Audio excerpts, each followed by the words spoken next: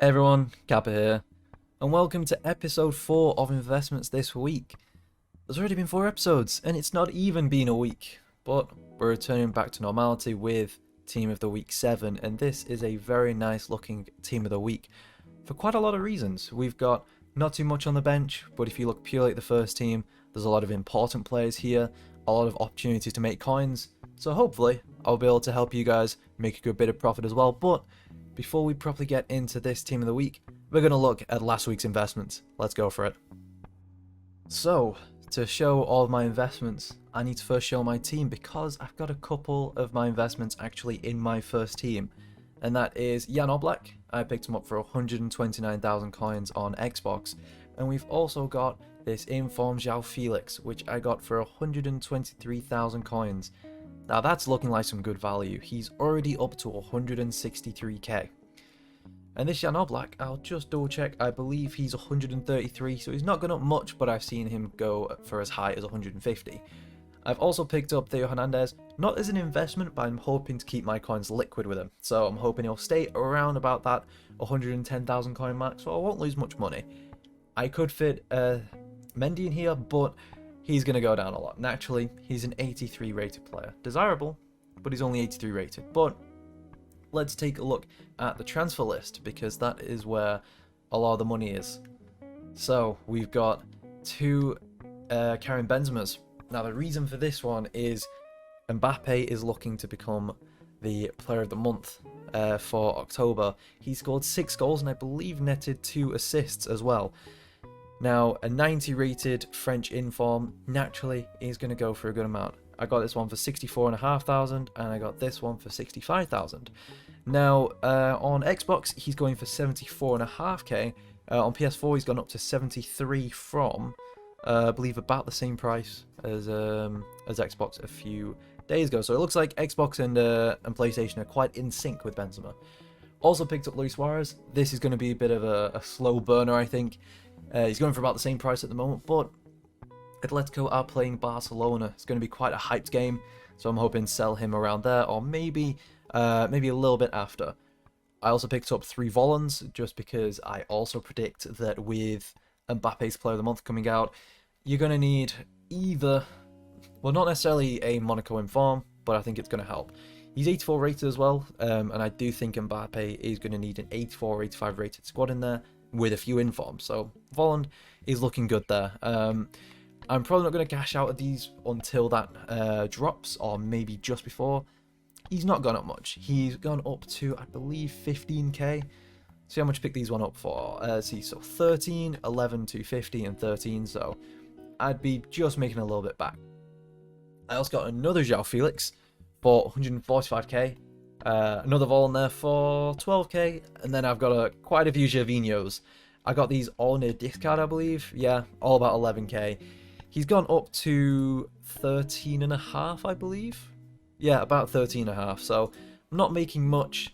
It's a little bit, and I think he'll go up around about, I'm hoping about Friday, Saturday time. Ignores Theo, I got him just for objectives. And here's what the rest of the trade pile is looking like, although these are mostly packed players actually. I had some pretty good pack luck in the last few days, including this Muriel. Goes for about 55k, I believe. But anyway, with all that being said, let's get into the new Team of the Week. Now, what a Team of the Week this is. We've got a lot of exciting players here for all budget ranges. So, let's get into it. Now, first off, I'll just start the goalkeeper. We've got Castells. Now, this guy, realistically, you're not going to use him. Unless you absolutely need a Belgian Bundesliga link, you ain't going to use him. So let's discard him immediately. Let's ignore him. Next up, we've got this Sergi Roberto card. Now, he doesn't look too good, to be honest. He doesn't look great, but there's an issue that La Liga currently suffers with, and that is that there's no good right-backs in La Liga. I myself just use Jordi Alba on 7chem. But because of that, I could see this card going up a little bit as long as there's no extra informed right backs that come out. So I'd maybe pick, if you can pick this one up around about as cheap as 85s normally go, yeah, I'd go for him.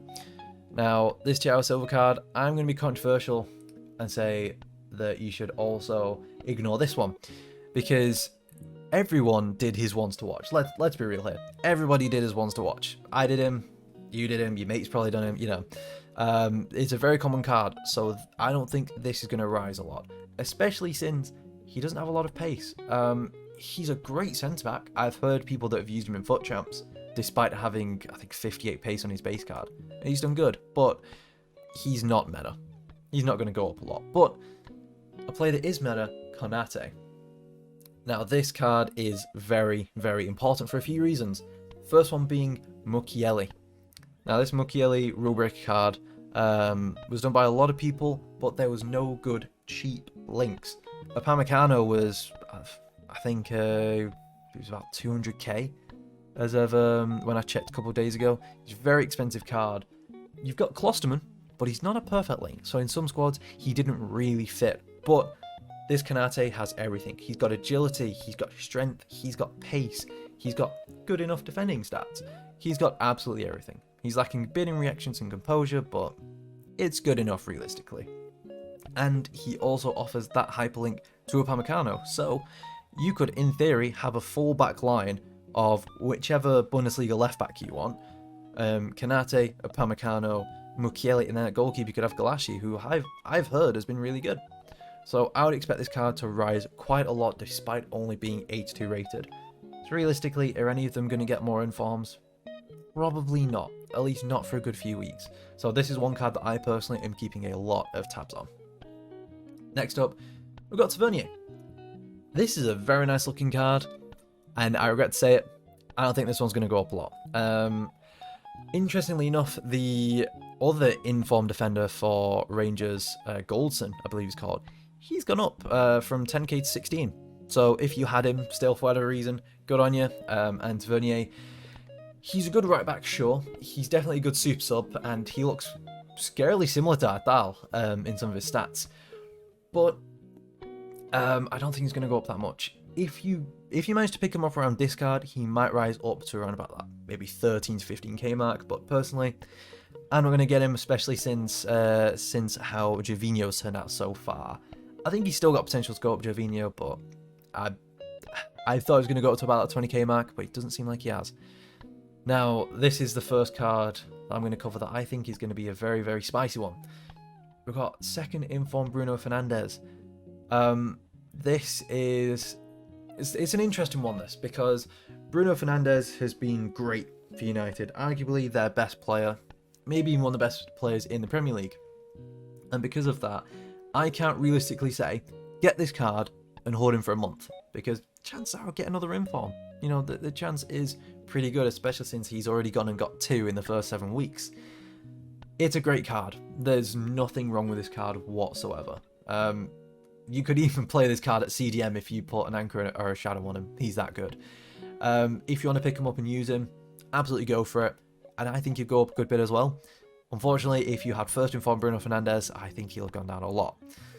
But yeah, this is one card where if you can afford him, yeah, go for him. Hold on to him for a couple of weeks and sell. This could be a very, very good short-term investment.